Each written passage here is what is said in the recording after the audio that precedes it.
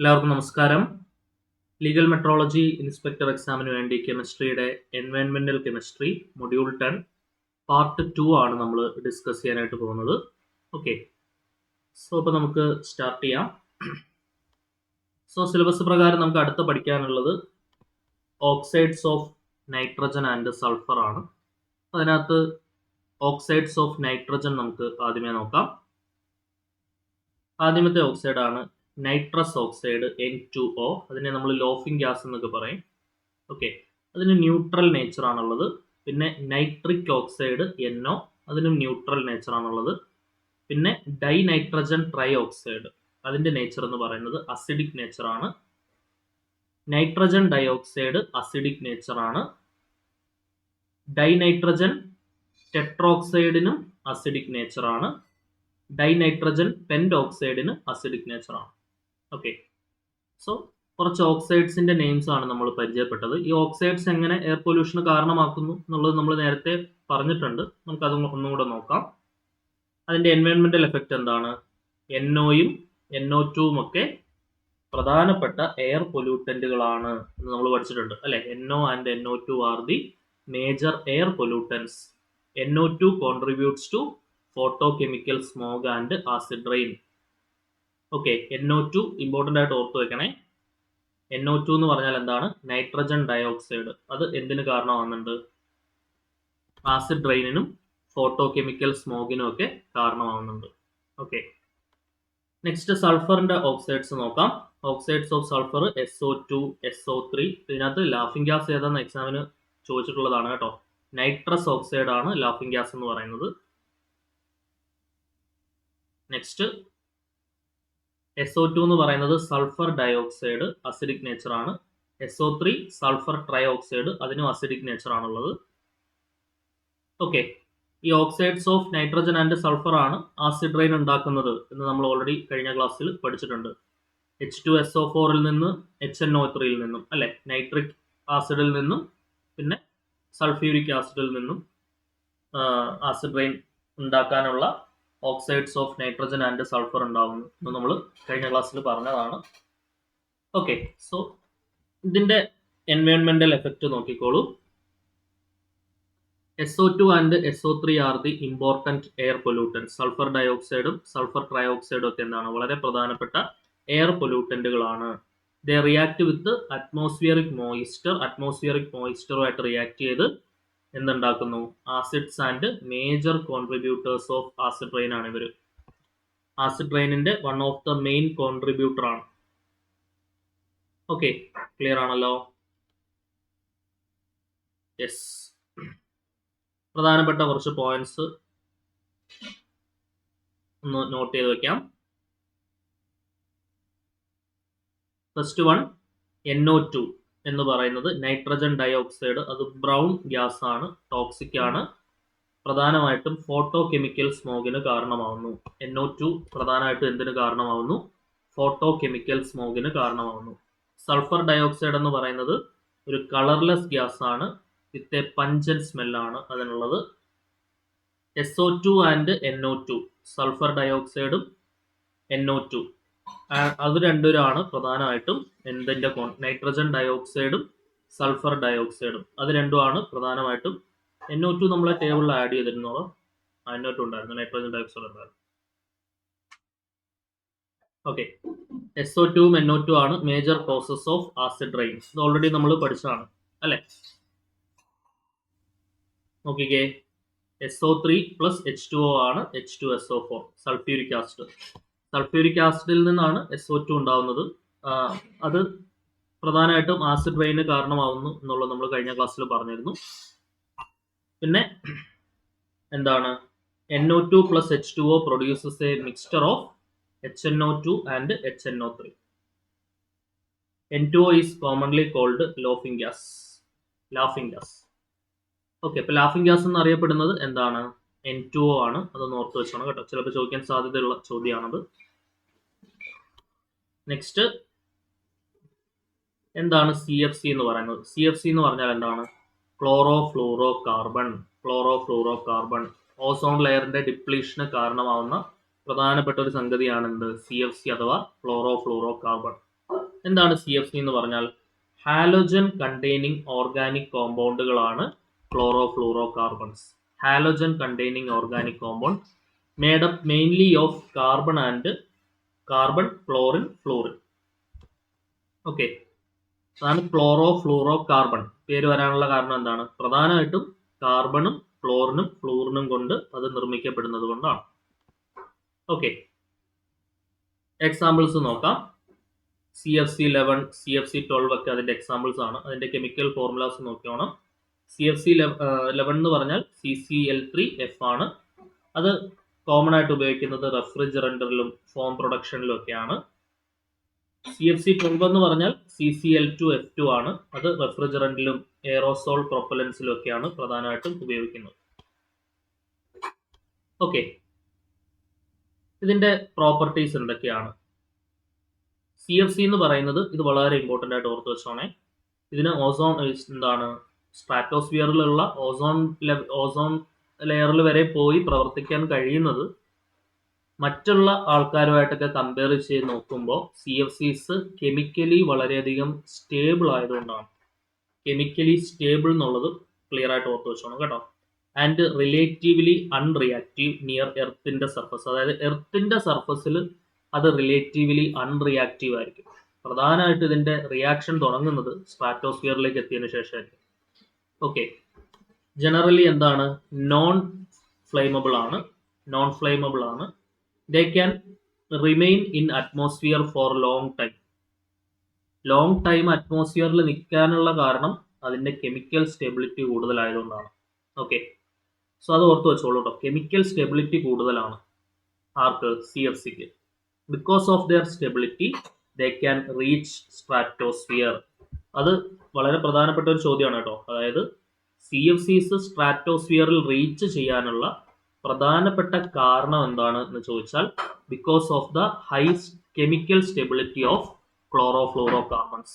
Chlorofluoro carbons സ്ട്രാറ്റോസ്ഫിയറിലേക്ക് reach ചെയ്യാനുള്ള പ്രധാനപ്പെട്ട കാരണം എന്താണെന്ന് ചോദിച്ചാൽ, high chemical stability of CFCs ആണ്. CFCയുടെ ഹൈ കെമിക്കൽ സ്റ്റെബിലിറ്റി കാരണമാണ് അതിന് ഈസി ആയിട്ട് സ്ട്രാറ്റോസ്ഫിയറിലേക്ക് റീച്ച് ചെയ്യാൻ പറ്റുന്നത്. ഐഡിയ പിടികിട്ടിയോ? Next, ozone depletion. ഓസോൺ ഡിപ്ലീഷനെ കുറിച്ച് നമ്മൾ എന്തൊക്കെയാണ് പ്രധാനമായിട്ടും അറിഞ്ഞിരിക്കേണ്ടത്? നമുക്ക് കുറച്ച് പോയിന്റ്സ് ഒന്ന് എഴുതി വയ്ക്കാം. ഓക്കെ, ഈ CFC എന്ന് പറയുന്നത് പ്രധാനമായിട്ടും മനുഷ്യന്മാരുടെ പ്രോഡക്റ്റ് എന്താണ്, ഹ്യൂമൻ ആക്ടിവിറ്റീസിന്റെ ഒരു പരിണിത ഫലമായിട്ട് ഉണ്ടാകുന്ന സാധനമാണല്ലോ. പ്രധാനമായിട്ടും റെഫ്രിജറേഷന്റെ ഒക്കെ ഭാഗമായിട്ടല്ലേ ഇതിന്റെ ബൈ പ്രോഡക്ട്സ് ഒക്കെ വരുന്നുണ്ടാവുന്നത്. സോ അത് ആദ്യമേ ഒന്ന് എഴുതി വെക്കാം. ക്ലോറോഫ്ലൂറോ കാർബൺ അഥവാ CFC എന്ന് പറയുന്നത് എന്താണ്? Is a product of human activities. മനുഷ്യനിർമ്മിതമായിട്ടുള്ള ഒരു സംഗതിയാണ്. Product of human activities. അതുകൊണ്ട് ഇതിന്റെ ഉപയോഗം കുറയ്ക്കണം എന്നൊക്കെ പറഞ്ഞിട്ടുള്ള ഒരു പ്രോട്ടോകോൾ ഒക്കെ വന്നിട്ടുണ്ട്. എന്തായിരുന്നു? Montreal protocol. നമുക്ക് അതിനെ കുറിച്ചൊക്കെ പറയാം. ചോദ്യം ചോദിക്കാൻ സാധ്യതയുള്ള സാധനമാണ്. Product of human activities. Okay, ഇതെന്താ ചെയ്യുന്നത് പ്രധാനമായിട്ടും? It prevents the ozone gas concentrated in the atmosphere from blocking ultraviolet rays from reaching the earth surface. Ultraviolet rays എർത്തിന്റെ സർഫസിലേക്ക് റീച്ച് ചെയ്യാതിരിക്കാൻ നമ്മളെ സഹായിക്കുന്ന ഓസോൺ ലെയറിന് വിള്ളൽ ഉണ്ടാക്കുക എന്നുള്ളതാണ് ഈ CFC ചെയ്യുന്ന പ്രധാന പ്രശ്നം. ശരിയല്ലേ? സോ എഴുതിക്കോളൂ. It prevents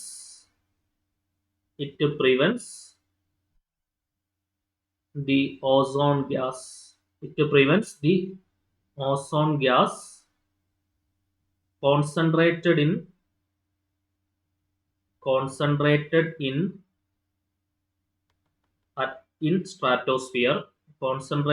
stratosphere from blocking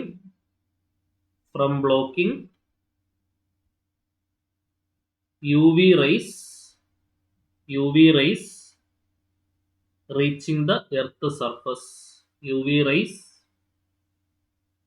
reaching the earth surface.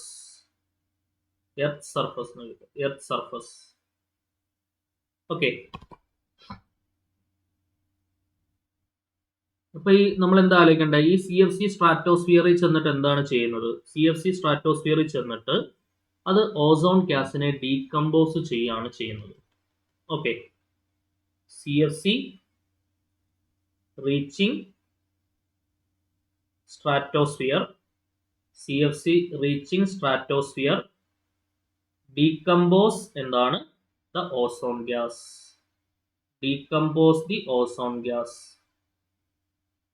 CFC സ്ട്രാറ്റോസ്ഫിയറിലെത്തി ഓസോൺ ഗ്യാസിനെ എന്ത് ചെയ്യുന്നു? ഡീകമ്പോസ് ചെയ്യുന്നു. ഓക്കെ. ഇനി the layer that protects earth from ultraviolet rays. Ultraviolet റേസിൽ നിന്ന് എർത്തിനെ പ്രൊട്ടക്ട് ചെയ്യുന്ന ലെയറിനെ വിളിക്കുന്ന പേരെന്താണ്? That is called ozone layer, അല്ലെ? അതൊന്ന് നോട്ട് ചെയ്തോളൂ. ദ ലെയർ ദാറ്റ്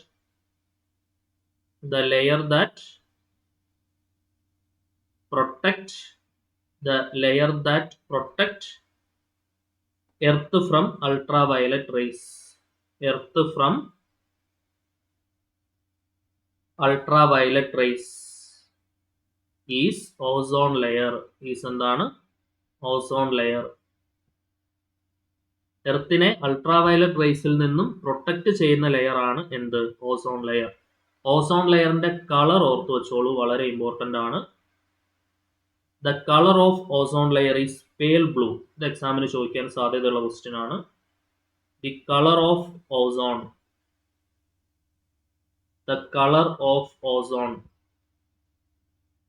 ഓസോണിന്റെ കളർ എന്താണ്? പേൽ ബ്ലൂ കളർ ആണ്. Pale blue. ഓക്കെ, അത് ചാൻസ് ഉള്ള ക്വസ്റ്റ്യൻ ആണ് കേട്ടോ.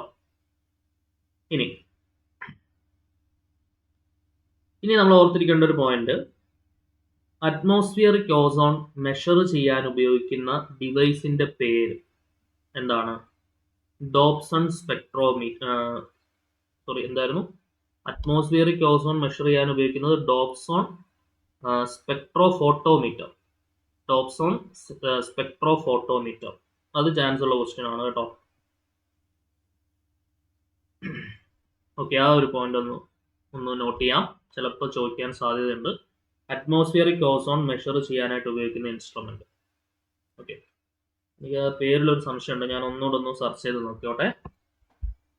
ഞാനിവിടെ സൈഡിൽ ഇങ്ങനെ ജസ്റ്റ് ഹാൻഡ് റിട്ടൺ ആയിട്ടൊന്ന് എഴുതി വെച്ചിട്ടേ ഉള്ളൂ. The instrument used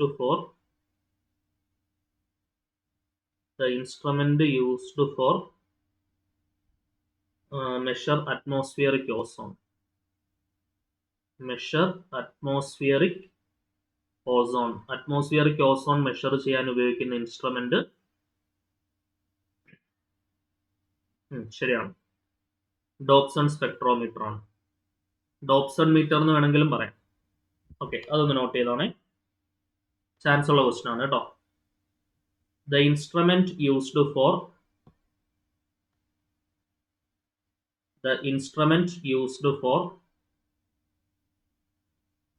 measuring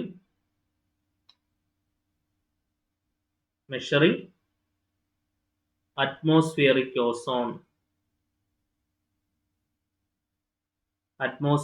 ozone is Dobson spectrophotometer. Okay, Dobson spectrophotometer.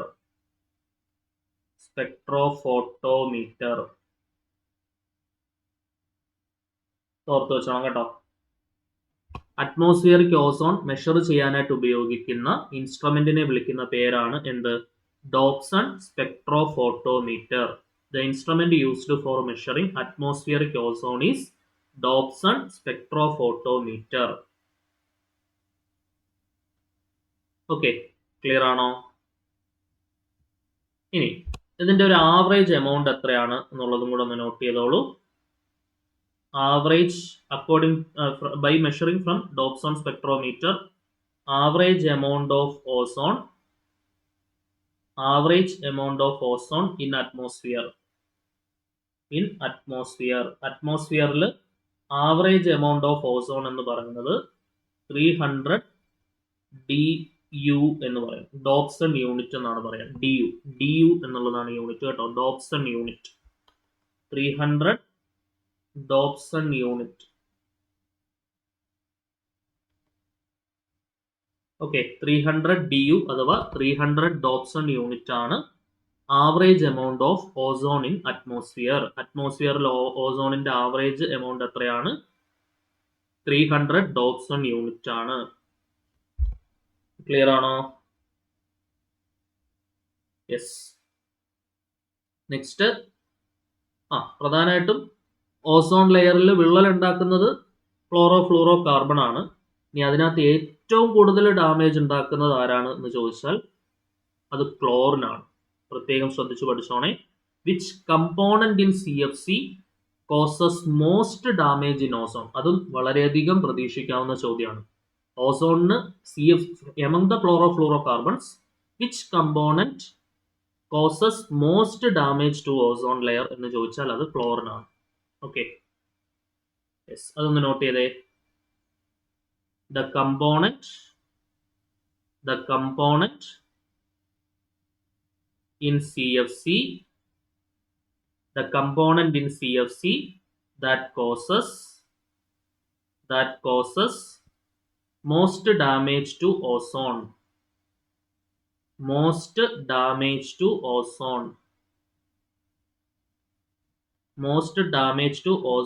layer is chlorine. Chlorine underline ചെയ്ത് പഠിച്ചോണം കേട്ടോ. Cl. ഓക്കെ, ഇപ്പൊ എന്തൊക്കെ കാര്യങ്ങളാണ് ഓസോൺ ഡിപ്ലീഷനിൽ ഓർത്തിരിക്കേണ്ടത്? ഹ്യൂമൻ ആക്ടിവിറ്റീസിന്റെ പ്രോഡക്റ്റ് ആണ് ക്ലോറോ ഫ്ലൂറോ കാർബൺസ്. ഇത് എന്താണ് ചെയ്യുന്നത്? ഓസോൺ ഗ്യാസിനെ പ്രിവെന്റ് ചെയ്യുന്നു. Concentrated in stratosphere. എങ്ങനെ പ്രിവെന്റ് ചെയ്യുന്നു? By blocking UV from reaching earth surface. Okay, അതായത് it prevents ozone gas concentrated in stratosphere from blocking. അതായത് ഓസോൺ ഗ്യാസ് ആണ് UV റേഡിയേഷൻസ് അറ്റ്മോസ്ഫിയറിൽ റീച്ച് ചെയ്യുന്നത്, തടയുന്നത് ഓസോൺ ഗ്യാസ് ആണ്. അതിനെ ബ്ലോക്ക് ചെയ്യുന്നു എന്നാണ് പറഞ്ഞത് കേട്ടോ. നേരത്തെ പറഞ്ഞപ്പോൾ ജസ്റ്റ് മാറിപ്പോയെന്ന് അറിയില്ല. സംഭവം പിടികിട്ടിയല്ലോ അല്ലെ? അതായത് സ്ട്രാറ്റോസ്ഫിയറിലുള്ള ഓസോൺ ഗ്യാസിനെ ബ്ലോക്ക് ചെയ്യുന്നു CFCs. എന്തിൽ നിന്ന് ബ്ലോക്ക് ചെയ്യുന്നു? UV റേഡിയേഷൻസ് എന്താണ് അറ്റ്മോസ്ഫിയറിലേക്ക് റീച്ച് ചെയ്യുന്നതിനെ. Okay, it prevents ozone gas concentrated in stratosphere from blocking UV from reaching earth surface. Okay, അതായത് അൾട്രാവയലറ്റ് റേസ് എർത്തിന്റെ സർഫസിലേക്ക് വരാതെ തടഞ്ഞു നിർത്തുന്നത് ഓസോൺ ഗ്യാസസ് ആണ്. അതിനെ നശിപ്പിക്കുന്നു ആര്? CFCs. It prevents ozone gas. Ozone ഗ്യാസിനെ തടയുന്നു. എന്തിൽ നിന്ന് തടയുന്നു? UV റേഡിയേഷൻസ് ബ്ലോക്ക് ചെയ്യുന്നതിനെ തടയുന്നു. അതായത് UV റേഡിയേഷൻസ് വരാൻ അനുവദിപ്പിക്കപ്പെടുന്നു ഓസോൺ ലെയറിൽ വിള്ളൽ ഉണ്ടാക്കിക്കൊണ്ട്. പിടികിട്ടിയോ?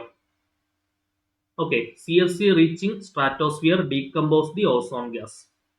CFCs സ്ട്രാറ്റോസ്ഫിയറിലെത്തി എന്ത് ചെയ്യുന്നു? ഓസോൺ ഗ്യാസിനെ ഡീകമ്പോസ് ചെയ്യുന്നു. ആൻഡ് അൾട്രാവയലറ്റ് റേസിൽ നിന്ന് എർത്തിനെ സംരക്ഷിക്കുന്ന ലെയർ ആണ് ഓസോൺ ലെയർ. ഓസോണിന്റെ കളർ എന്ന് പറയുന്നത് പേൽ ബ്ലൂ കളർ ആണ്. അറ്റ്മോസ്ഫിയറിക് ഓസോൺ മെഷർ ചെയ്യാൻ ഉപയോഗിക്കുന്ന ഡിവൈസ് ആണ് ഡോപ്സൺ സ്പെക്ട്രോഫോട്ടോമീറ്റർ. അത് പ്രകാരം ആവറേജ് ഓസോൺ ഇൻ അറ്റ്മോസ്ഫിയർ എന്ന് പറയുന്നത് 300 ഡോപ്സൺ യൂണിറ്റ് ആണ്. അത് DU എന്ന് നമ്മൾ ചുരുക്കി എഴുതും. എമംഗ് CFCസിൽ ഏറ്റവും കൂടുതൽ പ്രശ്നം ഉണ്ടാക്കുന്ന ആള് ആരാണെന്ന് ചോദിച്ചു കഴിഞ്ഞാൽ അതാരാണ്? ക്ലോറിൻ ആണ്. ഓക്കെ, ഓസോൺ ലെയറിനെ ഏറ്റവും കൂടുതൽ ബാധിക്കുന്നത് ക്ലോറിൻ ആണ്. ഇനി എന്തുകൊണ്ടാണ് ഓസോൺ ഇമ്പോർട്ടന്റ് ആവുന്നത്? The ozone layer absorbs large amount of harmful ultraviolet radiation from the sun. സൂര്യനിൽ നിന്നുള്ള വളരെ ഹാംഫുൾ ആയിട്ടുള്ള അൾട്രാവയലറ്റ് റേഡിയേഷനെ ഒരു ലാർജ് എമൗണ്ട് അബ്സോർബ് ചെയ്ത് നിർത്തുന്നത് ഓസോൺ ലെയർ ആണ്. Okay, reduction of ozone can increase the exposure of ultraviolet radiation which can harm living organisms. അപ്പൊ എന്താ? ഓസോൺ കുറയാണ് എന്നുണ്ടെങ്കിൽ കൂടുതൽ അൾട്രാവയലറ്റ് റേഡിയേഷൻ ഭൂമിയിലേക്ക് വരികയും അവിടെ ജീവിക്കുന്ന ജീവജാലങ്ങൾക്ക് പ്രശ്നം ഉണ്ടാക്കുകയും ചെയ്യും. ശരിയല്ലേ?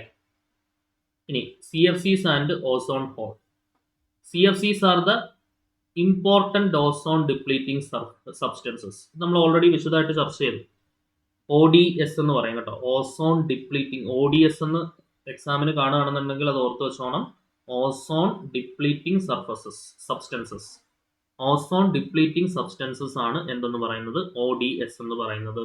ഓസോൺ ഡിപ്ലീറ്റിംഗ് സബ്സ്റ്റൻസിന്റെ പ്രധാനപ്പെട്ട ഒരു എക്സാമ്പിൾ ആണ് എന്ത്, ഈ CFCs, chlorofluorocarbons. Okay, then അതിന്റെ ബ്രേക്ക് ഡൗൺ എന്തുണ്ടാക്കുന്നു, ക്ലോറിൻ റാഡിക്കൽസ് ഉണ്ടാക്കുന്നു. Chlorine radicals, these radicals catalytically destroy ozone. Okay, അതായത് സ്ട്രാറ്റോസ്ഫിയറിൽ CFCs എന്താണ് ചെയ്യുന്നതെന്ന് അവിടെ പറയുന്നത്, ക്ലോറിൻ റാഡിക്കൽസ് ഉണ്ടാക്കുന്നു. അവിടെ നടക്കുന്ന പ്രോസസ്സിന് ഒരു പേരുണ്ട്, റീജനറേഷൻ എന്നാണ് പറയുക. റീജനറേഷൻ, അതായത് വീണ്ടും ഉണ്ടായിക്കൊണ്ടേയിരിക്കും അത്. ഓക്കെ, അതായത് ഒരു റാഡിക്കലിന് ഒന്നിലധികം റിയാക്ഷൻസ് നടത്താനുള്ള കേപ്പബിലിറ്റി ഉണ്ട്. These radicals catalytically destroy ozone. അത് എന്ത് ചെയ്യുന്നു, ഓസോണിനെ കാറ്റലിറ്റിക്കലി ഡിസ്ട്രോയ് ചെയ്യുന്നു. നെക്സ്റ്റ്, ഇതിന്റെ എൻവയോൺമെന്റൽ എഫക്റ്റ് എന്താണെന്ന് നോക്കാം. ക്ലോറോഫ്ലൂറോ കാർബൺസ് ഓസോൺ ലെയറിൽ ഡിപ്ലീഷൻ ഉണ്ടാക്കുന്നു. കൂടുതൽ അൾട്രാവയലറ്റ് റേഡിയേഷൻ ഭൂമിയിലേക്ക് വരുന്നതിന് കാരണമാകുന്നു. അതിന്റെ പോസിബിൾ എഫക്റ്റ് എന്തൊക്കെയാണ്? Damage to plants. അതിന്റെ പരിണിത ഫലമായിട്ട് പ്ലാന്റ്സിന് പ്രശ്നം ഉണ്ടാവും. മറൈൻ ഓർഗാനിസംസിന് പ്രശ്നം ഉണ്ടാവും. നമ്മുടെയൊക്കെ സ്കിന്ന്, ഐ ഒക്കെ ഡാമേജ് ആവുന്നതിന് കൂടുതൽ UV എക്സ്പോഷർ വരുന്നത് കാരണമാവും. ഗ്ലോബൽ വാർമിങ്ങിന് കാരണമാവും. CFC also contribute to global warming because many chlorofluorocarbons are powerful green house gases. Chlorofluorocarbons, ധാരാളം ക്ലോറോഫ്ലൂറോ കാർബൺസ് വളരെ പവർഫുൾ ആയിട്ടുള്ള ഗ്രീൻ ഹൗസ് ഗ്യാസുകളായതുകൊണ്ട് CFCs പ്രധാനമായിട്ടും എന്തിന് കാരണമാവുന്നുണ്ട്, ഗ്ലോബൽ വാർമിങ്ങിന് കാരണമാവുന്നുണ്ട്. CFCs also contribute to global warming because many of the chlorofluorocarbons are powerful green house gases. Okay, green house effect നമുക്ക് പറയാം കേട്ടോ. ഇനി control of chlorofluorocarbons. CFCs control ചെയ്യാൻ വേണ്ടി 1987 വർഷം വരെ ഇമ്പോർട്ടൻ്റ് ആയിട്ടൊന്നും ഓർത്ത് വെച്ചോണം, 1987. ഓക്കെ, 1987 അല്ലേ, എന്തുകൊണ്ട് ക്രിക്കറ്റുമായിട്ട് റിലേറ്റ് ചെയ്ത് ഇമ്പോർട്ടൻസ് ഉണ്ടല്ലോ 1987. അതായത് 1983 ആണെന്ന് തോന്നുന്നല്ലേ. The Montreal protocol was an international agreement, എന്താണ്, designed to phase out ozone depleting substances including CFC. Okay, അതൊരു മോൺട്രിയൽ പ്രോട്ടോകോൾ എന്ന് പറയുന്നത് എന്താണ്, ഒരു ഇന്റർനാഷണൽ പ്രോട്ടോകോൾ ആണ്, അല്ലെങ്കിൽ ഒരു ഇന്റർനാഷണൽ എഗ്രിമെന്റ് ആണ്. എന്തിനു വേണ്ടി ഡിസൈൻ ചെയ്യപ്പെട്ട ഒരു ഇന്റർനാഷണൽ എഗ്രിമെന്റ് ആണ്? That is designed to phase out ozone depleting substances including chlorofluorocarbons. Okay, clear ആയിട്ട് ഓർത്ത് വെച്ചോണേ. യെസ്, പിന്നെ ഒന്ന് രണ്ട് പോയിന്റ്സ് ഞാൻ എക്സ്ട്രാ ഓർത്തിരിക്കേണ്ട പറയാം. വേൾഡ് ഓസോൺ ഡേ എത്രയാണ്? ഓസോൺ ഡേ എന്ന് പറയുന്നത് സെപ്റ്റംബർ 16 ആണ്. ഓസോൺ ഡേ എത്രയാണ് എന്നാണ്? സെപ്റ്റംബർ 16 ആണ്. അത് ഓർത്ത് വെച്ചോണം കേട്ടോ. സെപ്റ്റംബർ 16 ആണ് ഓസോൺ ഡേ എന്ന് പറയുന്നത്. ഓക്കെ, ഇപ്പൊ 1987 മോൺട്രിയൽ പ്രോട്ടോകോൾ, അത് ഓർത്ത് വെച്ചോണം. അത് നിലവിൽ വന്നത് 1989 കേട്ടോ. Montreal protocol came in action എന്നാണെന്നുള്ളത് ഓർത്ത് വെച്ചോണേ. കെയിം ഇൻ ടു ഫോഴ്സ് എന്ന് പറയുന്നത് 1 Jan 1989. 1 Jan 1989 ആണ്. അതൊന്ന് ഓർത്ത് വെച്ചോണം കേട്ടോ. 1 ജാനുവരി 1989 അത് എന്താണ്, അതിന്റെ നിലവിൽ വരുന്നത് സാധനം. ഓക്കെ, പ്രധാന ഒബ്ജക്റ്റീവ് മനസ്സിലായല്ലോ. ഓസോൺ ഡിപ്ലീറ്റിംഗ് സബ്സ്റ്റൻസസ്, ODS-കൾ കുറയ്ക്കുക എന്നുള്ള ഒബ്ജക്റ്റീവ് ആണ് അതിനുണ്ടായിരുന്നത്. ഓക്കെ, പിടികിട്ടിയോ? അതായത് പ്രൊഡക്ഷനും കൺസപ്ഷനും കുറയ്ക്കുക എന്നുള്ളതാണ് കേട്ടോ. ODS-ന്റെ പ്രൊഡക്ഷനും കൺസപ്ഷനും കുറയ്ക്കുക. ക്ലിയർ ആണോടാ? ഇനി ഇന്ത്യ മോൺട്രിയൽ പ്രോട്ടോകോളിൽ സൈൻ ചെയ്ത വർഷവും കൂടെ ഓർത്തു വെച്ചോളൂ. ഇന്ത്യ സൈൻഡ് ഓൺ ദി, അല്ലെങ്കിൽ India signed the Montreal protocol. India Montreal പ്രോട്ടോകോളിൽ സൈൻ ചെയ്ത എന്നാണ്. India signed Montreal protocol on 19 June 1992. India signed Montreal protocol on 19 June 1992. 19 June 1992 India എന്ത് സൈൻ ചെയ്യുന്നത്? മോൺട്രിയൽ പ്രോട്ടോകോൾ സൈൻ ചെയ്യുന്നത്. ഓക്കെ, ക്ലിയർ ആണോ? Set ആണോ? അപ്പം പ്രധാനമായിട്ടും മോൺട്രിയൽ പ്രോട്ടോകോളിൽ നിന്ന് ഇത്രയും കാര്യങ്ങൾ ഓർത്തു വെക്കണം. Okay, yes. ഇനി വിയറ്റ്നാം കൺവെൻഷനും ഇതുമായിട്ട് റിലേറ്റ് ചെയ്ത് വരുന്ന ഒരു ടോപ്പിക്കാണ്. അവിടെ നിന്ന് മേ ബി ക്വസ്റ്റ്യൻ ചോദിക്കാൻ സാധ്യതയുണ്ട്. അപ്പോൾ അതിലെ ഇമ്പോർട്ടൻ്റ് ആയിട്ടുള്ള 1-2 പോയിന്റ്സ് കൂടെ നമുക്കൊന്ന് നോട്ട് ചെയ്യാം. Okay, Vienna convention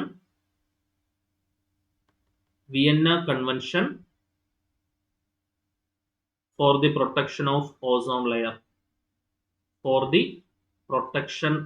ozone layer. Ozone ലെയറിന്റെ പ്രൊട്ടക്ഷന് വേണ്ടിയിട്ടുള്ള വിയന്ന കൺവെൻഷൻ, അതിൽ നിന്ന് റിലേറ്റ് ചെയ്ത് വരുന്ന കുറച്ച് പ്രധാനപ്പെട്ട പോയിന്റ്സ് മേ ബി എക്സാമിന് ചോദിക്കാൻ സാധ്യതയുള്ളത്. ഇത് അഡോപ്റ്റ് ചെയ്ത വർഷം, അഡോപ്റ്റഡ് ഇൻ 22 മാർച്ച് 1985. ഇതും കഴിഞ്ഞ് 2 വർഷം കഴിഞ്ഞിട്ടാണ് മോൺട്രിയൽ പ്രോട്ടോകോൾ വരുന്നത്. വിയന്ന കൺവെൻഷൻ ആണ് ആദ്യം.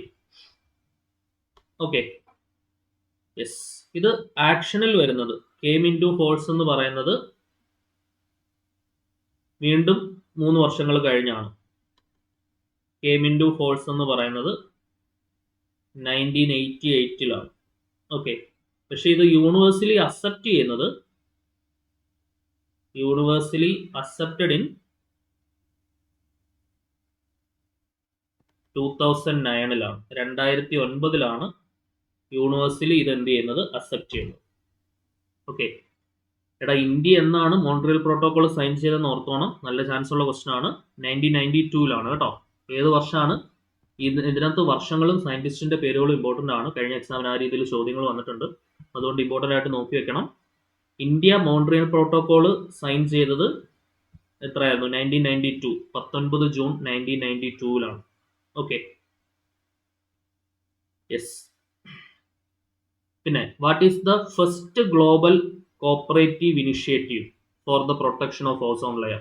ഓസോൺ ലെയർ പ്രൊട്ടക്ട് ചെയ്യാനായിട്ടുള്ള ഫസ്റ്റ്, ആദ്യമായിട്ട് ഒരു എന്താണ് ഗ്ലോബൽ ആയിട്ടുള്ള ഒരു കോപ്പറേറ്റീവ് ഇനിഷ്യേറ്റീവ് എന്ന് പറയുന്നത് വിയന്ന കൺവെൻഷൻ ആണ്. സോ അതും കൂടെ ഒന്ന് ആഡ് ചെയ്തോളൂ. It is the first global cooperative initiative. First global cooperative initiative for the protection of ozone layer. First global cooperative initiative for the protection of ozone layer. For the protection of എന്താണ്? Ozone layer. കിട്ടിയോ? Okay, yes. Next കുറച്ച് important ആയിട്ടുള്ള points. CFC എന്ന് പറഞ്ഞാൽ points to remember. Already പറഞ്ഞ കാര്യങ്ങളൊന്ന് point out ചെയ്യുന്നതാണ്. CFC എന്ന് പറഞ്ഞാൽ chlorofluorocarbon. Next main എൻവയോൺമെന്റൽ പ്രോബ്ലം എന്ന് പറയുന്നത് ഓസോൺ ലെയറിന്റെ ഡിപ്ലീഷൻ ആണ്. അതിന് റെസ്പോൺസിബിൾ ആയിട്ടുള്ള റാഡിക്കൽ എന്ന് പറയുന്നത് ക്ലോറിൻ റാഡിക്കലാണ്. ഞാൻ പറഞ്ഞ ഏറ്റവും പ്രശ്നം ഉണ്ടാക്കുന്ന സാധനം ക്ലോറിൻ ആണ്. റേഡിയേഷൻ ഇൻവോൾവ് എന്ന് പറയുന്നത് അൾട്രാ വയലറ്റ് റേഡിയേഷൻ ആണ്. അത് എർത്തിന്റെ സർഫസിലേക്ക് വരാതെ തടഞ്ഞു നിർത്തുന്ന ഓസോൺ ലെയറിന് പ്രശ്നം ഉണ്ടാക്കുന്ന ആൾക്കാരാണ് CFCs. ഓസോണിന്റെ ഫോർമുല O3. ഇന്റർനാഷണൽ എഗ്രിമെന്റ് എന്ന് പറയുന്നത് ഓസോൺ ലെയർ ഓസോൺ ലെയറിന് വിള്ളൽ ഉണ്ടാക്കുന്ന സോ കോൾഡ് CFCസിന്റെ പ്രൊഡക്ഷനും കൺസപ്ഷനും കുറയ്ക്കാൻ വേണ്ടിയിട്ടുള്ള ഇന്റർനാഷണൽ എഗ്രിമെന്റ് ആണ് മോൺട്രിയൽ പ്രോട്ടോകോൾ എന്ന് പറയുന്നത്. നെക്സ്റ്റ് CFCs എന്ന് പറയുന്നത് മെജോറിറ്റി ഓഫ് ദ CFCs എന്താണ്? ഗ്രീൻ ഹൗസ് ഗ്യാസുകളാണ്. ഓക്കെ, ക്ലിയർ ആണോ? യെസ്. നെക്സ്റ്റ് കുറച്ച് ക്വസ്റ്റ്യൻസ് നോക്കാം. Which of the following is a chlorocarbon? Okay, ഇതിനകത്ത് എന്താണ് ക്ലോറോ കാർബൺ? CCl2F2 ആണ് ക്ലോറോ കാർബൺ. രണ്ടാമത്തെ ചോദ്യം നോക്കിക്കോളൂ. ദ മേജർ എൻവയോൺമെന്റൽ effect of CFCs. Acid rain അല്ല, യൂട്രോഫിക്കേഷൻ അല്ല, സോയിൽ പൊല്യൂഷൻ അല്ല, ഓസോൺ ലെയർ ഡിപ്ലീഷൻ. മൂന്നാമത്തെ question, chlorocarbons reach stratosphere mainly because they are. സ്ട്രാറ്റോസ്ഫിയറിലേക്ക് എത്താനുള്ള പ്രധാന കാരണം അത് കെമിക്കലി സ്റ്റേബിൾ ആയതുകൊണ്ടാണ്. ഇത് തെറ്റിക്കരുത് കേട്ടോ. ഹൈലി റിയാക്റ്റീവോ ഹൈലി സോലുബിളോ വെരി ഹെവിയോ ഒന്നുമില്ല. They are chemically stable. അത് ഞാൻ ആദ്യമേ തന്നെ പറഞ്ഞു. ഫ്ലോറോ കാർബൺസ് സ്ട്രാറ്റോസ്ഫിയറിലേക്ക് എത്താനുള്ള പ്രധാന കാരണം അതിന്റെ ഹൈ കെമിക്കൽ സ്റ്റെബിലിറ്റി ആണ്. ഓക്കെ, നെക്സ്റ്റ് നാലാമത്തെ ചോദ്യം നോക്കിക്കോളൂ. Which radical is mainly responsible for catalytic destruction of the ozone by CFCs? Chlorine radical. Option B ആണ് ആൻസർ വരിക. അഞ്ചാമത്തെ ചോദ്യം നോക്കിക്കോളൂ. The chlorine radical is in the ozone depletion cycle is regenerated. ഞാൻ നേരത്തെ നിങ്ങളോട് പറഞ്ഞില്ലേ, ക്ലോറിൻ റാഡിക്കൽ എന്ത് ചെയ്യും? റീജനറേറ്റ് ചെയ്തുകൊണ്ടിരിക്കും. അപ്പോൾ മൾട്ടിപ്പിൾ ആയിട്ടുള്ള റിയാക്ഷൻസിന് അത് കാരണമാവുകയും കൂടുതൽ ഡിസ്ട്രക്ഷൻ അത് വരുത്തുകയും ചെയ്യും. ആറാമത്തെ നോക്കിക്കോളൂ. CFCs are widely used as refrigerants. CFCs widely use ചെയ്യുന്നത് റെഫ്രിജറന്റ് ആയിട്ടാണ്. ഏഴാമത്തെ ചോദ്യം, the international agreement associated with controlling chlorocarbon, that is Kyoto പ്രോട്ടോകോളോ പാരീസ് എഗ്രിമെന്റോ ജനീവ കൺവെൻഷനോ ഒന്നുമല്ല. It is Montreal protocol. Okay, the international agreement associated with controlling of chlorocarbon എന്താണ്? Montreal protocol ആണ്. എട്ടാമത്തെ ചോദ്യം നോക്കിക്കോളൂ. Ozone layer is mainly present in the stratosphere. Ozone layer പ്രധാനമായിട്ട് എവിടെയാണ് കാണുക? സ്ട്രാറ്റോസ്ഫിയറിലാണ്. ഒൻപതാമത്തെ ചോദ്യം, which of the following is not a major characteristic of chlorocarbon? Chemical stability major characteristics ആണ്. Long atmospheric life time major characteristics ആണ്. അതുകൊണ്ടാണ് അതിന് സ്ട്രാറ്റോസ്ഫിയർ റീച്ച് ചെയ്യാൻ പറ്റുന്നത്. Then highly reactive near earth surface അല്ല, എർത്തിന്റെ സർഫസിൽ റിയാക്ടിവിറ്റി കുറവാണ്. ഇതാണ് ആൻസർ കിട്ടുക. എർത്തിന്റെ സർഫസിലല്ല റിയാക്ടിവിറ്റി കൂടുതൽ, അതിന് എവിടെയാണ്? സ്ട്രാറ്റോസ്ഫിയറിലാണ് റിയാക്ടിവിറ്റി ഉണ്ടാകുന്നത്. സോ ഓസോൺ ഡിപ്ലീറ്റിംഗ് എബിലിറ്റി എന്നുള്ളതും ഇതിന്റെ പ്രത്യേകതയാണ്. പത്താമത്തെ ചോദ്യം നോക്കിക്കോളൂ. ഇത്രയാണ്. നെക്സ്റ്റ് ഗ്രീൻ ഹൗസ് എഫക്റ്റ് ആണ് പഠിക്കാനുള്ളത്. ഗ്രീൻ ഹൗസ് എഫക്റ്റ് എന്താണ്? ഗ്രീൻ ഹൗസ് എഫക്റ്റ് എന്ന് പറയുന്നത് നോക്കിക്കേ. The green house effect is a natural process by which certain gases in the atmosphere trap heat radiated from earth surface.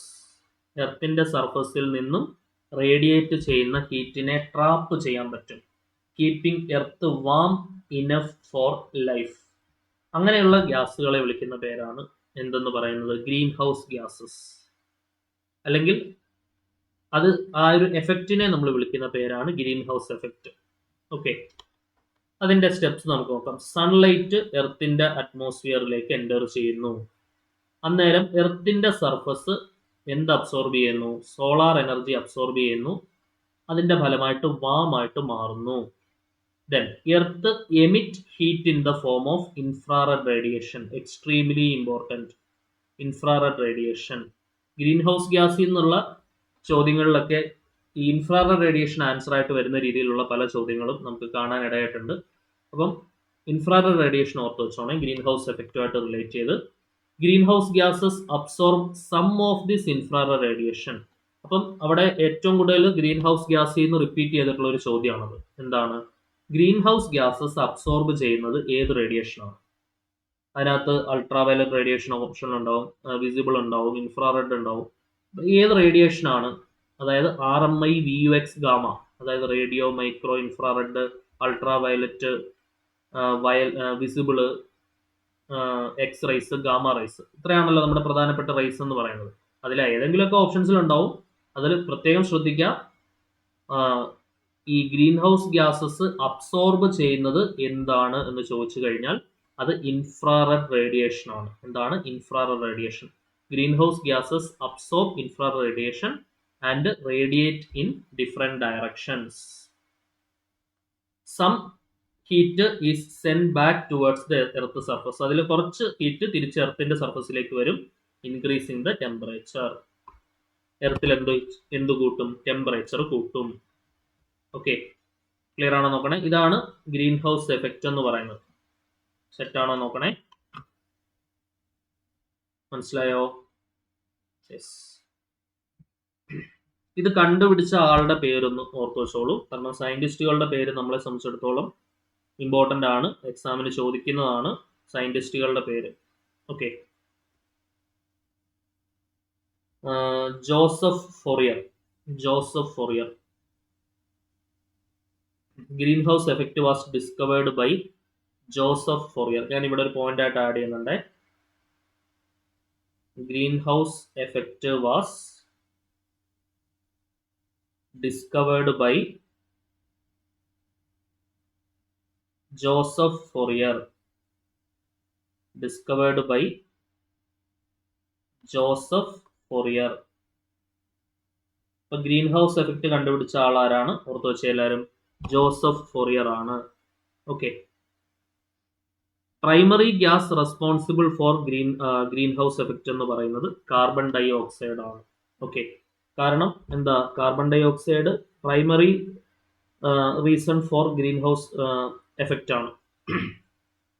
While carbon dioxide is primary gas of human induced global warming, water vapor is actually the most abundant greenhouse gas responsible for Earth's greenhouse effect. അപ്പോൾ ഏറ്റവും abundant ആയിട്ടുള്ള green house gas ഏതാണെന്ന് ചോദിച്ചാൽ അതെന്താണ്? Water vapour ആണ്. Okay, അതൊന്ന് not ചെയ്താടാ, അത് നല്ലൊരു ക്വസ്റ്റൻ ആണ് കേട്ടോ. Most abundant green house gas. Most abundant green house gas. ഇത് വളരെ ഇമ്പോർട്ടൻ്റ് ആയിട്ടുള്ള ഒരു ചോദ്യമാണ് കേട്ടോ.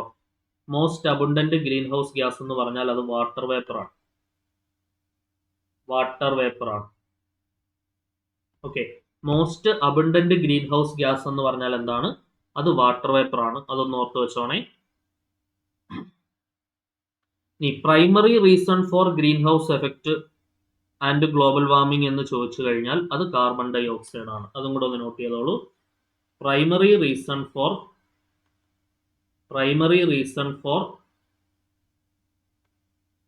Green house effect and global warming.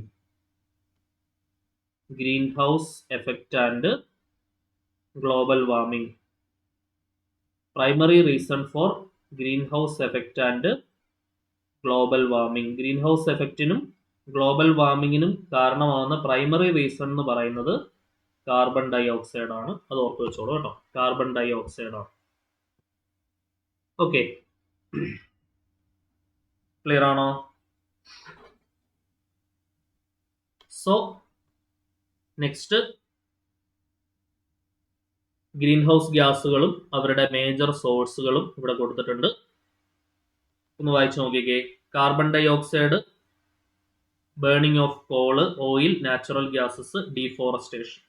രണ്ടാമത്തെ methane, agriculture, landfill, life stock.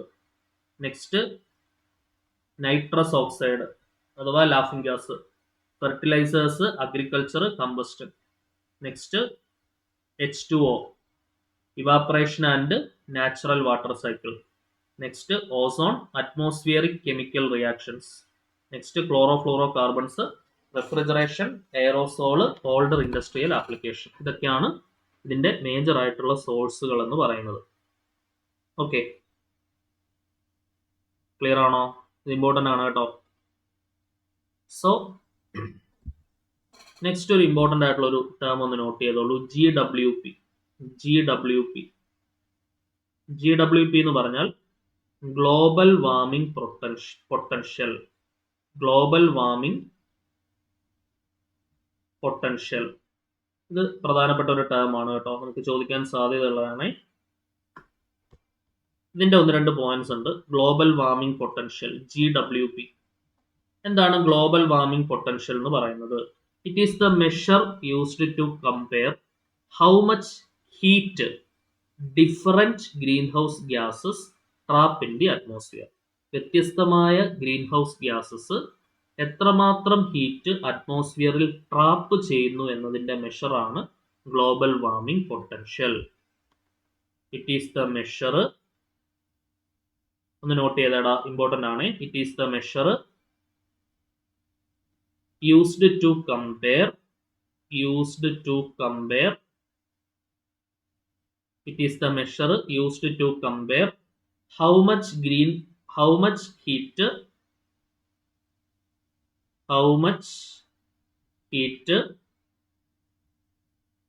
different greenhouse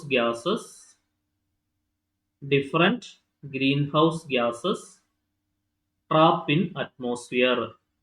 Trap in എന്താണ്? അറ്റ്മോസ്ഫിയർ. ഓക്കെ, അതായത് റേഡിയേറ്റീവ് എഫിഷ്യൻസിയെ സ്വാധീനിക്കുന്ന പ്രധാന ഘടകമാണ് GWP അഥവാ ഗ്ലോബൽ വാർമിംഗ് പൊട്ടൻഷ്യൽ എന്ന് പറയുന്നത്. ഓക്കെ, കാർബൺ ഡൈ ഓക്സൈഡിന്റെ ഗ്ലോബൽ വാർമിംഗ് പൊട്ടൻഷ്യൽ നമ്മൾ 1 ആയിട്ടാണ് ഫിക്സ് ചെയ്തിട്ടുള്ളത് കേട്ടോ, അതും കൂടെ ഒന്ന് നോട്ട് ചെയ്തോണേ, അത് ഇമ്പോർട്ടൻ്റ് ആയിട്ടുള്ള പോയിന്റ് ആണ്. The reference gas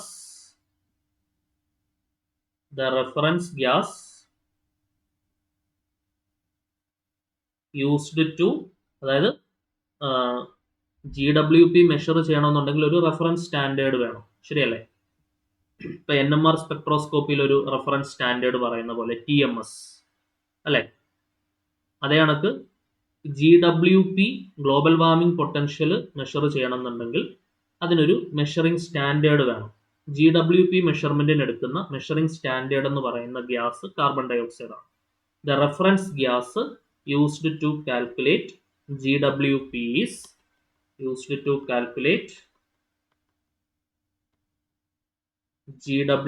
is എന്താണോ? Carbon dioxide. And its value is, ഇപ്പൊ നമ്മൾ ടെട്രാമീഥൈൽ സെലീൻ നമ്മൾ NMR സ്പെക്ട്രോസ്കോപ്പിയിൽ പറയുന്ന പോലെ അതിന്റെ 0 ppm ആയിട്ടാണ് റെഫറൻസ് സ്റ്റാൻഡേർഡ് സെറ്റ് ചെയ്ത് വെച്ചേക്കുന്നത്. അതേ കണക്ക് ഇവിടെ റെഫറൻസ് സ്റ്റാൻഡേർഡ് ഫിക്സ് ചെയ്തിട്ടുള്ളത് 1 ആയിട്ടാണ്. Okay, and GWP value is fixed at 1 and it's global warming potential value is fixed at 1. എന്താണ്? 1. Okay, the reference used to calculate global warming potential measure ചെയ്യാനായിട്ടുള്ള reference എന്ന് പറയുന്നത് കാർബൺ ഡൈ ഓക്സൈഡ് ആണ്. അതിന്റെ value നമ്മൾ എത്രയായിട്ടാണ് fix ചെയ്തിട്ടുള്ളത്? 1 ആയിട്ടാണ് fix ചെയ്തിട്ടുള്ളത്. ഓക്കെ, അതായത് ഇനി ഈ മോൺട്രിയൽ പ്രോട്ടോകോൾ പോലെയുള്ള ഇന്റർനാഷണൽ എഗ്രിമെന്റ്സ് ഒക്കെ പ്രകാരം GWP നമ്മൾ മെഷർ ചെയ്യുന്നത് ഒരു ഹൊറിസോണിന് ശേഷം, അതായത് ഒരു 100 വർഷത്തിലൊരിക്കലാണ് ഇത് മെഷർ ചെയ്യുന്നത്. ഓക്കെ, അതും കൂടെ ഒന്ന് ജസ്റ്റ് ഓർത്ത് വെച്ചോളൂ കേട്ടോ. Next, natural versus enhanced green house effect. Natural green house effect എന്ന് പറഞ്ഞാൽ എന്താണ്? എസെൻഷ്യൽ ഫോർ മെയിൻറ്റെയിനിങ് എർത്തിന്റെ ടെമ്പറേച്ചർ, അതായത് എർത്തിന്റെ ടെമ്പറേച്ചർ മെയിൻറ്റെയിൻ ചെയ്യാൻ അഭാജ്യമായിട്ടുള്ള ഒരു ഘടകമാണ് നാച്ചുറൽ ആയിട്ടുള്ള ഗ്രീൻ ഹൗസ് എഫക്റ്റ് എന്ന് പറയുന്നത്. ഇനി എൻഹാൻസ്ഡ് ഗ്രീൻ ഹൗസ് എഫക്റ്റ് എന്ന് പറഞ്ഞാലോ, increased concentration of the green house gases due mainly എന്താണ്? To human activities causes additional warming. അതായത് ഈ ഗ്രീൻ ഹൗസ് ഗ്യാസുകളുടെ കൂടുതൽ എന്താണ്? കോൺസെൻട്രേഷൻ അഡീഷണൽ ആയിട്ടുള്ള വാർമിങ്ങിന് കാരണമാക്കുന്നു. അത് എന്തിന് കാരണമാകുന്നു? ഗ്ലോബൽ വാർമിങ്ങിനും ക്ലൈമറ്റ് ചേഞ്ചിനും ഒക്കെ കാരണമാകുന്നു. അപ്പോൾ enhanced green house effect leads to global warming and climate change. Increased concentration of greenhouse gases due mainly to human activities causes additional warming, contributing to global warming and എന്താണ് climate change. Clear ആണല്ലോ? Next കുറച്ച് points ഒന്ന് note ചെയ്യാം. Points to remember. Green house gases mainly absorb infrared radiation. അത് important ആയിട്ടുള്ള question ആണ്, ഞാൻ നേരത്തെ പറഞ്ഞിരുന്നു. ഗ്രീൻ ഹൗസ് ഗ്യാസുകൾ പ്രധാനമായിട്ടും എന്താണ് അബ്സോർബ് ചെയ്യുന്നത്? ഇൻഫ്രാറെഡ് റേഡിയേഷൻ ആണ് അബ്സോർബ് ചെയ്യുന്നത്. Okay. Carbon dioxide is major human caused contributor of the enhanced green house effect. അപ്പം ഹ്യൂമൻ കോസ്റ്റ് കോൺട്രിബ്യൂട്ടർ എന്ന് പറയുന്നത് പ്രധാനമായിട്ടും കാർബൺ ഡൈ ഓക്സൈഡ് ആണ്. ക്ലിയർ ആയിട്ട് നോട്ട് ചെയ്ത് പഠിച്ചോണം. ഓക്കെ. ഏറ്റവും അബുണ്ടന്റ് ആയിട്ടുള്ള ഗ്രീൻ ഹൗസ് ഗ്യാസ് ഏതാണെന്ന് ചോദിച്ചാൽ അത് വാട്ടർ വേപ്പർ ആണ്. മറന്നു പോരുത് കേട്ടോ. Chlorofluorocarbons are green house gases and also contribute to ozone layer depletion. Okay. CFCs green house ഗ്യാസസിൽ വരുന്നുണ്ട്. അപ്പോൾ അത് CFCയുടെ കഥ നമ്മൾ വളരെ വിശദമായിട്ട് മുൻപ് ചർച്ച ചെയ്തു. അതിലേക്ക് ഇനി വീണ്ടും പോകേണ്ട ആവശ്യമില്ലല്ലോ. സ്ട്രാറ്റോസ്ഫിയറിൽ പോയി റിയാക്ട് ചെയ്ത് ഓസോൺ ലെയറിന് ഡിപ്ലീഷൻ ഉണ്ടാക്കുന്നു. ഹൈ കെമിക്കൽ സ്റ്റെബിലിറ്റി ഉള്ള ആൾക്കാരാണ് chlorofluoro carbons. Then global warming is strongly associated with the enhanced greenhouse effect. Global വാർമിങ്ങിന്റെ ഏറ്റവും പ്രധാനപ്പെട്ട ഒരു കാരണം എന്ന് പറയുന്നത് എന്താണ്? എൻഹാൻസ്ഡ് ആയിട്ടുള്ള ഗ്രീൻ ഹൗസ് എഫക്റ്റ് ആണ്. Global warming is strongly associated with enhanced green house effect. Okay ആണെങ്കിൽ നമുക്ക് കുറച്ച് ക്വസ്റ്റ്യൻസ് നോക്കാം. ഒന്നാമത്തെ ചോദ്യം, the green house effect mainly caused by എന്താണ്? Green house gases absorbing infrared radiation. Green house ഗ്യാസുകൾ ഇൻഫ്രാറെഡ് റേഡിയേഷൻ അബ്സോർബ് ചെയ്യുന്നതാണ് ഗ്രീൻ ഹൗസ് എഫക്റ്റിന്റെ പ്രധാന കാരണം. രണ്ടാമത്തത്, which of the following is not A green house gas? Green house gas അല്ലാത്തത് ഏതാണ് എന്നുള്ളതാണ് ചോദ്യം. Okay. Carbon dioxide green house gas ആണ്. മീഥെയ്ൻ ഗ്രീൻ ഹൗസ് ഗ്യാസ് ആണ്. Nitrous oxide green house gas ആണ്. N2 ഗ്രീൻ ഹൗസ് ഗ്യാസ് അല്ല. Okay. മൂന്നാമത്തെ ചോദ്യം നോക്കിക്കോളൂ. Green house gases mainly absorb ultraviolet അല്ല, ഗാമ അല്ല, എക്സ് അല്ല. ഇത് വളരെ പ്രതീക്ഷിക്കാവുന്ന ഒരു ക്വസ്റ്റ്യൻ ആണ് കേട്ടോ. നമുക്ക് എക്സാമിന് നമുക്ക് ഏത് ഓപ്ഷൻ വേണേലും തരാം. അൾട്രാവയലറ്റ് അല്ല, ഗാമ അല്ല, എക്സ്റേ അല്ല, ഇൻഫ്രാറെഡ് ആണ് ആൻസർ വരിക. ഓക്കെ. ക്ലിയർ ആയിട്ടൊരു ധാരണ ഉണ്ടാവണേ. യെസ്, ഇത്രയായിരുന്നു നമുക്ക് ഈ ക്ലാസ്സിൽ ചർച്ച ചെയ്യാനുണ്ടായിരുന്നത്. ഈ സിലബസ് പ്രകാരം നമുക്ക് അടുത്ത പഠിക്കാനുള്ള ടോപ്പിക് എന്ന് പറയുന്നത് വാട്ടർ പൊല്യൂഷൻ ആണ് കേട്ടോ. Water pollution. വാട്ടർ പൊല്യൂഷനിലാണ് നമ്മൾ യൂട്രോഫിക്കേഷനും ഡെഡ് സോണും ബയോ മോണിറ്ററിങ്ങും അങ്ങനെയുള്ള കാര്യങ്ങളൊക്കെയാണ് പ്രധാനമായിട്ടും നമ്മൾ പറയാം. അപ്പോൾ അവിടെ പ്രധാനമായിട്ടുള്ള വാട്ടർ പൊല്യൂട്ടന്റുകൾ ഏതാണ്, ബയോളജിക്കൽ ഓക്സിജൻ ഡിമാൻഡ് അഥവാ BOD എന്താണ്, കെമിക്കൽ ഓക്സിജൻ ഡിമാൻഡ് അഥവാ COD എന്താണ്, മുതലായിട്ടുള്ള കാര്യങ്ങളൊക്കെ നമ്മൾ അവിടെ ചർച്ച ചെയ്യും. ഓക്കെ. ക്ലിയർ ആണെന്ന് വിചാരിക്കുന്നു. സോ നെക്സ്റ്റ് ടോപ്പിക്ക് നമുക്ക് അടുത്ത ക്ലാസ്സിൽ ചർച്ച ചെയ്യാം. Until then tata bye bye, see U.